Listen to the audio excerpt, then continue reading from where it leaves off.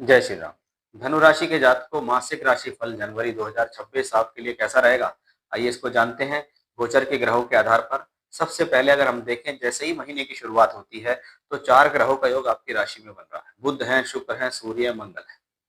उस पर शनि की दृष्टि भी है, गुरु की दृष्टि भी है। यानी देखा जाए तो यहाँ एक सुंदर धनयोग और राजयोग बनता है। कब तक है ये प्लेनेटरी पोजिशंस? 12 तारीख तक। 12 तारीख तक अगर देखें तो ग्रहों का जो मूवमेंट है वो आपके फेवर में है।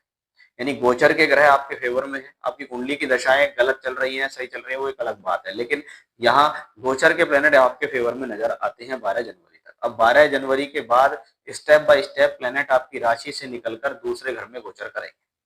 अगर राशि की बात करें तो ये स्वास्थ्य, मान सम्मान, आपके कार्य क्षेत्र, आपके काम करने का तरीका, इन सब के ऊपर क्या आता है वो राशि से रिप्रेजेंट हो रहा है। अब दूसरे घर में सबसे पहले मूवमेंट होता है बुध का।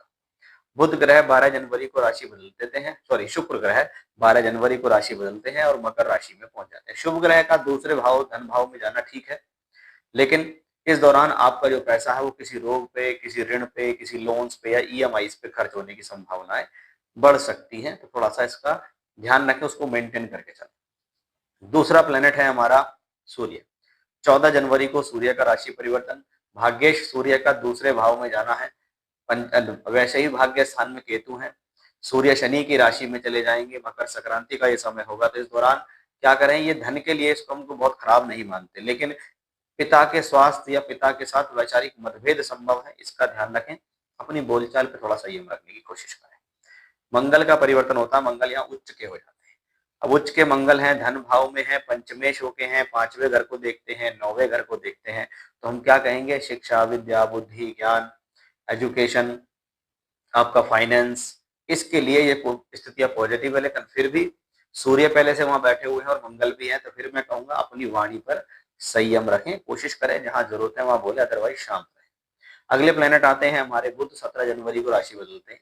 सप्तम और दशम के मालिक दूसरे घर में जाते हैं। दो केंद्र भावों के स्वामी धन धन भाव से संबंध बनाए तो ये धन योग तो है, पैसा तो मिलेगा।